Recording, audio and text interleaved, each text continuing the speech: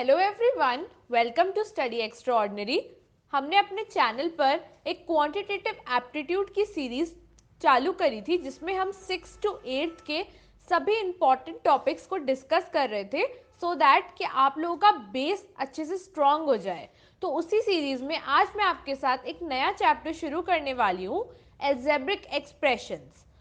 और इससे पहले कि आप इस वीडियो में आगे बढ़े, मैं आपको बता दूं कि क्लास 10th वाले बच्चों के लिए एक्सक्लूसिवली एक हमारी सीरीज इस चैनल पर चल रही है जिसका लिंक डिस्क्रिप्शन बॉक्स और आई बटन में है। All the best for boards 2021।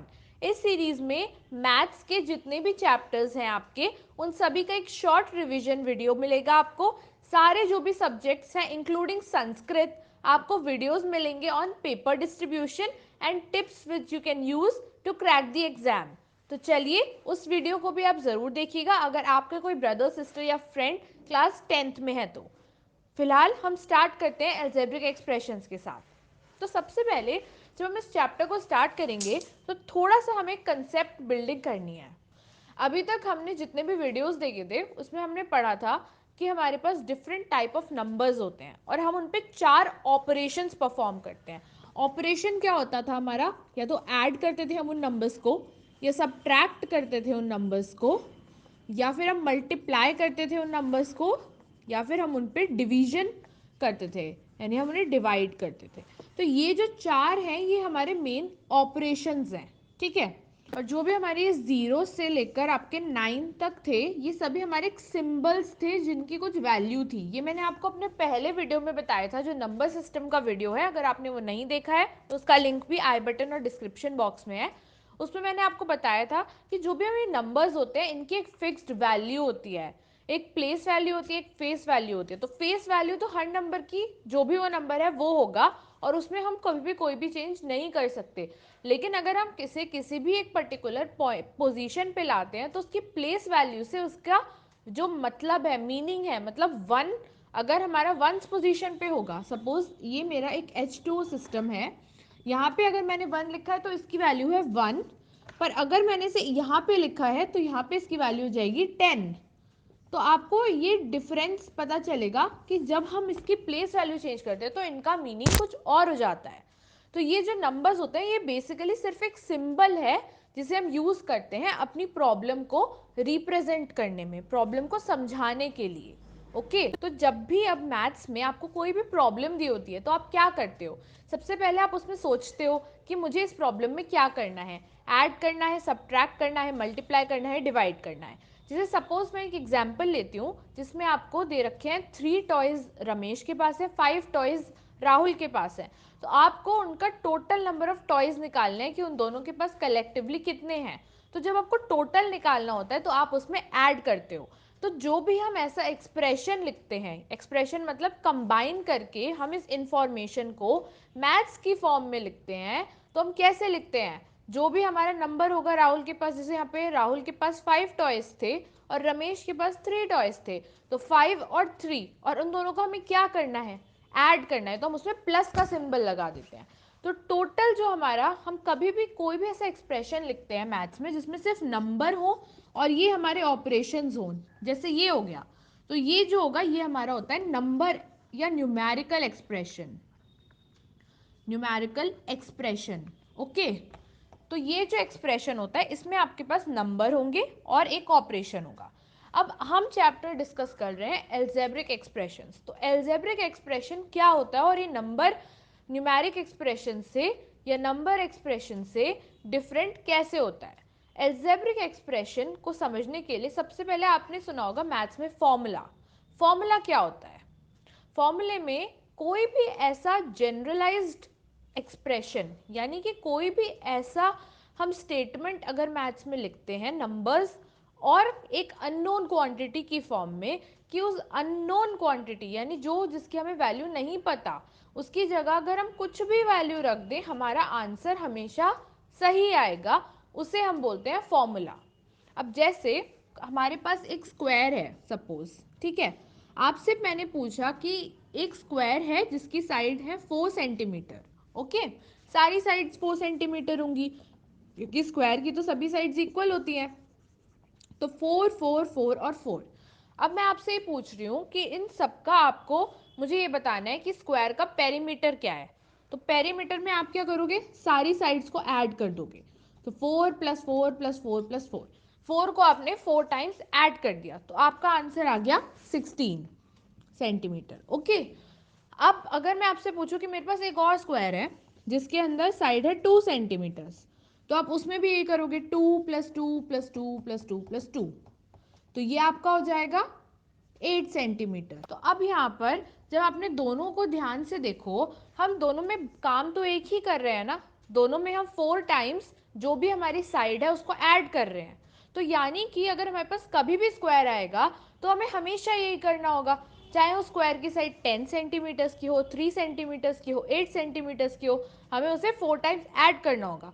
तो अगर हमने इसको एक फॉर्मूला बना दिया, यानी एक जनरल फॉर्म बना दिया कि अगर मुझे कभी भी स्क्वायर करना है तो मैं उसको 4 टाइम्स मल्टीप्लाई ऐड कर लूँगी, तो यानी 4 इंटू और जो भी मेरी साइड होगी, यानी साइड की जितनी भी लेंथ होगी, तो ये मेरा एक फॉर्मूला बन गया। ओके, अब इस फॉर्मूले को अगर आप मैथ्स की टर्म्स में रिप्रेजेंट करोगे तो आप ये पूरा साइड नहीं लिखोगे, यहाँ पर आप कोई भी अल्फ़ाबेट लिख दोगे। ABCD में से आप कुछ भी लिख सकते हो, ACDFGZ कुछ भी। जैसे मैंने यहाँ पर A लिख दिया तो ये मेरा एक फॉर्मूला बन गया पैरामीटर का 4 × A।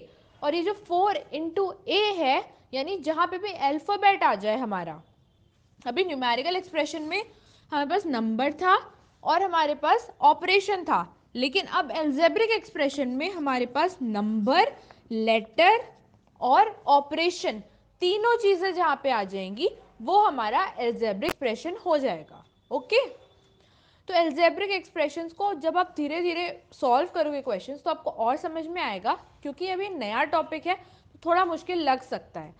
तो अब ये जो भी लेटर्स होते हैं हमारे एक एल्जेब्रिक एक्सप्रेशन में, जैसे यहाँ पे मेरा 4A + 2B, ये एक एल्जेब्रिक एक्सप्रेशन है।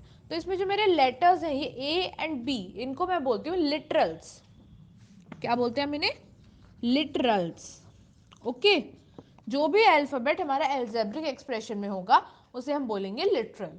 तो अब जब हमने एक एल्जेब्रिक एक्सप्रेशन समझ लिया है कि क्या होता है, तो अब हम देखते हैं कि एक हमारे पास एल्जेब्रिक एक्सप्रेशन है D = 3A + 8। ओके, अब पता कैसे चला कि एल्जेब्रिक एक्सप्रेशन है? क्या क्या है इसमें? नंबर्स हैं इसमें? हाँ हैं, 3 और 8 हमारे पास इसमें नंबर्स हैं। उसके बाद हमारे पास अल्फ़ाबेट्स हैं, यहाँ पे एक डी अल्फ़ाबेट है और एक ए अल्फ़ाबेट है मेरे पास, और यहाँ पे मेरे पास एक ऑपरेटर है या ऑपरेशन परफॉर्म करने के लिए, तो है प्लस एक ऑपरेशन है हमारे पास एंड इक्वल टू एक और हमारे पास ऑपरेशन है। तो ये जो एक्सप्रेशन हो गया D = 3A + 8, ये हमारा एल्जेब्रिक एक्सप्रेशन हो गया। अब एल्जेब्रिक एक्सप्रेशन में हमारे पास दो चीजें होती हैं, वेरिएबल्स एंड कांस्टेंट्स।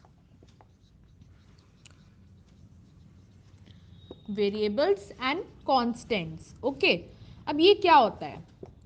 वेरिएबल का मतलब होता है कि कोई भी ऐसी चीज जिसकी वैल्यू बार बार बदल सकती है, हमेशा जिसकी वैल्यू सेम नहीं आएगी, उसको हम कहते हैं वेरिएबल। ओके, और कांस्टेंट होता है कांस्टेंट, जैसे आपका इंग्लिश में जो कांस्टेंट का मतलब होता है, यानी कि जो हमेशा सेम रहता है, हमेशा सेम, जिसकी वैल्यू कभी बदलती नहीं है, यानी वेरिएबल और कांस्टेंट एक दूसरे के ऑपोजिट होते हैं। तो अब जो मेरा एल्जेब्रिक एक्सप्रेशन है, इसमें मुझसे कोई पूछ सकता है कि वेरिएबल क्या होता है, कांस्टेंट कौन सा है। तो आपको मैं बताऊंगी कि कैसे आप ये पहचान सकते हो कि कौन सी चीज़ वेरिएबल है और कौन सी कांस्टेंट। अब यहाँ पर जो आपको मैंने एक एक्सप्रेशन दिया D, ओके, यहाँ पे मैं दोबारा इसको लिखती हूँ, D = 3A + 8। ओके, यहाँ पर मेरे पास एक एक्सप्रेशन ये दे रखा है। अब आप अपने आप सोचो कि इसमें से कौन सी ऐसी चीज़ें हैं जिनकी वैल्यू बदल सकती है। क्या मेरे 3 की वैल्यू बदल सकती है कभी? 3 हमेशा 1 2 3 3 रहेगा ना, 3 को हम 2 तो नहीं बना सकते या हम 5 तो नहीं बना सकते, तो इसका मतलब 3 जो है वो हमारा कांस्टेंट है, यानी उसकी वैल्यू बदल नहीं सकती। ऐसे ही अगर मैं 8 देखूं तो जो मेरा 8 है क्या उसकी वैल्यू बदल सकती है? नहीं बदल सकती। तो जो मेरा 8 है वो भी कांस्टेंट है। यानी कि जब भी कोई एल्जेब्रिक एक्सप्रेशन दे रखा होगा उसमें हमारे जो भी नंबर्स होंगे वो सारे नंबर्स हमारे क्या होंगे, कॉन्स्टेंट्स। ओके, नाउ अब जो मेरा d है, d की वैल्यू क्या बदल सकती है? क्या मैं d को 3 ही लिखूंगी हमेशा, या फिर मैं d को 5 भी लिख सकती हूँ, 8 भी लिख सकती हूँ, 15 भी लिख सकती हूँ? d जो है मेरा उसकी वैल्यू बदल सकती है ना। कभी वो 7 भी आ सकता है, कभी वो 10 भी आ सकता है, कभी वो 15 भी आ सकता है। तो क्योंकि उसकी वैल्यू बदल रही है तो जो हमारा d है वो है वेरिएबल। और ऐसे ही जो मेरा a है इसकी वैल्यू भी कभी भी बदल सकती है। a को मैं 5 भी रख सकती हूँ, 2 भी रख सकती हूँ, 1 भी रख सकती हूँ, कोई भी नंबर रख सकती हूँ। तो इसलिए जो मेरा a है उसकी वैल्यू भी चेंज होगी, तो वो भी हो गया मेरा वेरिएबल। यानी कि जो भी हमारे नंबर्स होते हैं वो हमेशा क्या होते हैं, कांस्टेंट होते हैं, क्योंकि उनकी वैल्यू कभी बदल नहीं सकती है। और जो मेरे वेरिएबल्स होते हैं, यानी कि जो नंबर्स लेटर्स मैंने लिखे होते हैं उसमें ADFGZYX जो भी लिखा होगा उन सब की वैल्यू बदल सकती है, तो वो सारे मेरे वेरिएबल होंगे। ओके, बहुत इंपॉर्टेंट कंसेप्ट है ये, आपको अच्छे से समझ में आना चाहिए, क्योंकि अगर आपका यही अच्छे से क्लियर हो गया ना कि वेरिएबल कौन सा है, कांस्टेंट कौन सा है, कहाँ पे वैल्यू रखनी है और कहाँ नहीं रखनी, तो आपका आधा एल्जेब्रिक एक्सप्रेशंस तो ऐसे ही समझ में आ गया। अब हम बात करते हैं एक और बहुत इंपॉर्टेंट चीज की, जिसको बोलते हैं हम टर्म। टर्म क्या होता है एक एल्जेब्रिक एक्सप्रेशन में? टर्म टर्म होता है हमारा जो भी हमारा ऑपरेशन होगा एल्जेब्रिक एक्सप्रेशन में। जैसे यहाँ पर एक प्लस हो गया ऑपरेशन, एक और एडिशन ऑपरेशन हो गया और एक माइनस ऑपरेशन हो गया। तो जो भी दो हमारी वैल्यूज को ये डिवाइड करता है हमारा ऑपरेटर, उसको हम बोलते हैं टर्म। अब यहाँ पे जो मेरा प्लस का साइन है वो 5x⁴ और 8y के बीच में आ रहा है ना, दो को ये अलग अलग कर रहा है। अगर ये मेरा प्लस नहीं होता तो हम इसे ऐसे भी लिख सकते थे ना, 40x4y x⁴y, क्योंकि यहाँ पे हमारे पास बीच में कुछ नहीं था तो हम उसे एक साथ लिख देते। तो एक साथ क्योंकि ये अलग अलग हैं, तो ये जो अलग अलग जिनको हमारा ऑपरेटर करता है दो एक्सप्रेशंस को, उसको हम बोलते हैं टर्म। यानी कि एक टर्म हो गया मेरा 5x⁴, ऐसे ही मेरा दूसरा टर्म हो जाएगा 8y, और ऐसे ही अब यहाँ पर प्लस ने किस किस को अलग करा हुआ है, 8y और 2x को, तो 8y तो हम लिख चुके हैं पहले ही, तो हमारा दूसरा हो जाएगा 2x। और ऐसे ही 2x और 3 इन दोनों को अलग अलग किसने करा हुआ है, माइनस ऑपरेटर ने, तो 2x हम लिख चुके हैं, तो हमारा लास्ट टर्म हो जाएगा 3। ओके, तो जो भी हमारा एक्सप्रेशन है, इन जो ऑपरेटर्स हमने बीच में लगाए होते हैं वो जिन दो वैल्यूज को अलग अलग करते हैं उसको हम बोलते हैं टर्म। टर्म अकेला कोई भी नंबर भी हो सकता है और कोई अकेला वेरिएबल भी हो सकता है। अगर यहाँ पे 8 नहीं होता, खाली हमारा y होता, तो हमारे टर्म्स में यहाँ पे y भी एक टर्म होता, और यहाँ पे खाली नंबर है 3, वो भी एक टर्म है। टर्म में हम ये नहीं देखते कि हमारे दोनों आने चाहिए, लेटर और वेरिएबल, ऐसा ज़रूरी नहीं है। अकेला नंबर भी टर्म हो सकता है और अकेला हमारा लेटर भी टर्म हो सकता है। ओके, अब मैं आपको एक होम असाइनमेंट दे रही हूँ छोटा सा। मैं यहाँ पर एक इक्वेशन लिखूंगी, आपको बताना है कमेंट सेक्शन में मुझे कि इसका टर्म कौन कौन से होंगे। ओके, ये इक्वेशन है, आपको मुझे बताना है। अब हम देखते हैं कि हमारा जो एल्जेब्रिक एक्सप्रेशन है उसके कौन कौन से टाइप्स होते हैं। तो हमारे पास 5 टाइप के एल्जेब्रिक एक्सप्रेशंस हैं। अब ये एल्जेब्रिक एक्सप्रेशन हमने बनाए कैसे, टाइप हमें पता कैसे चला? टाइप हमें पता चलता है नंबर ऑफ टर्म्स से। अभी मैंने आपको बताया था ना टर्म क्या होता है, तो कितने टर्म्स हैं हमारे एक्सप्रेशन में, इसके बेसिस पे हमें पता चलता है कि वो कौन सा टाइप ऑफ एल्जेब्रिक एक्सप्रेशन है। तो जैसे सबसे पहले आता है हमारा मोनोमियल। मोनोमियल में क्या होता है, हमारा वन टर्म होता है, यानी कि हमारा जो सिर्फ पूरा एक्सप्रेशन है वो उसमें एक ही टर्म होगा। अगर कोई ऑपरेटर होगा भी तो वो बस एक ही उसको हमारे टर्म को डिफ्रेंशिएट करेगा। तो जैसे यहाँ पे मेरा हो गया 5x²y, तो यहाँ पे कोई भी प्लस ऑपरेटर माइनस ऑपरेटर तो आपको दिख ही नहीं रहा, क्योंकि हम प्लस माइनस तो किसी और के साथ करते ना, यहाँ पे तो सिर्फ एक ही है एक्सप्रेशन, तो एक ही है हमारे पास टर्म। तो ये जो मेरा एक्सप्रेशन हो गया 5x² या फिर 3x में भी हमारे पास कोई और टर्म तो नहीं है, कोई ऑपरेशन भी नहीं है, तो वो हमारा हो गया मोनोमियल, यानी जिसमें होता है हमारा खाली वन टर्म। ओके। अब जो सेकंड है वो है बाइनोमियल। बाइनोमियल मतलब कि हमारे पास दो टर्म्स होने चाहिए। तो पहला इसमें एग्जाम्पल जो दे रखा है 3x + 2y। तो अब आप मुझे बताओ कि इसमें कितने टर्म्स हैं। बीच में मेरे पास एक प्लस ऑपरेटर है, तो इधर की तरफ एक टर्म हो गया मेरा 3x एंड दूसरा टर्म हो गया 2y। तो टोटल हमारे पास टू टर्म्स जिसमें होते हैं उसे हम कहते हैं बाइनोमियल। ऐसे ट्राइनोमियल, ट्राइनोमियल में होता है हमारा थ्री टर्म्स।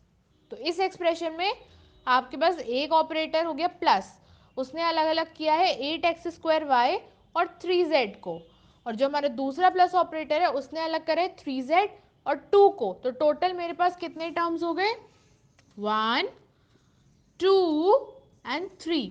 तो टोटल जो हमारे पास थ्री टर्म्स होते हैं तो हम उसको बोलते हैं ट्राइनोमियल। फिर आता है हमारे पास क्वाड्रोमियल। क्वाड्रोमियल में होता है फोर टर्म्स। तो यहाँ पर जो मेरा एक्सप्रेशन है इसमें कितने टर्म्स हैं, एक हमारे पास प्लस ऑपरेटर था तो इसने 18z² और x² को अलग अलग करा, तो दो एक्सप्रेशन हो गए हमारे पास, दो टर्म्स हो गए। फिर दूसरा हमारे पास प्लस ऑपरेटर था, इसमें हमारे पास फिर से दो टर्म्स हो गए, और फिर एक और प्लस ऑपरेटर आ गया तो फिर दो टर्म्स हो गए। तो टोटल 1 2 3 4 फोर टर्म्स हो गए। तो मेरा क्या हो गया, क्वाड्रिनोमियल। और लास्ट है मेरा पॉलिनोमियल। पॉलिनोमियल मतलब फोर से ज़्यादा, कितने भी हो सकते हैं, 5 6 8 10 15 20 कितने भी टर्म्स हो सकते हैं, बस फोर से ज़्यादा टर्म्स जिसमें होते हैं हम उसे बोलते हैं पॉलिनोमियल।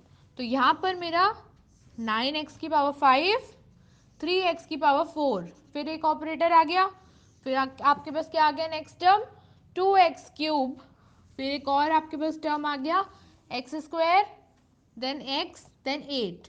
टोटल यहाँ पे आपके पास कितने हैं, 1 2 3 4 5 एंड 6। मेरे पास है 6 टर्म्स यहाँ पर। तो 4 से ज़्यादा हो गया नहीं, तो क्या हो गया, पॉलिनोमियल हो गया। ओके। अब हम यहाँ पर एल्जेब्रिक एक्सप्रेशन के टर्म में, सिर्फ एक टर्म में हम तीन चीज़ों की बात करेंगे।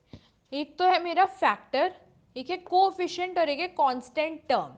तो सबसे इजी इन सब में होता है हमारा कांस्टेंट टर्म। कांस्टेंट टर्म क्या होता है, अभी मैंने आपको बताया कि जो कांस्टेंट होता है उसका मतलब होता है कि जिसकी वैल्यू कभी चेंज नहीं हो सकती है ना। तो कांस्टेंट टर्म का मतलब होगा कि जो भी मेरे अलग अलग टर्म्स हैं एल्जेब्रिक एक्सप्रेशन में, उनमें से वो ऐसे टर्म्स जिनकी वैल्यू कभी चेंज ही नहीं हो सकती।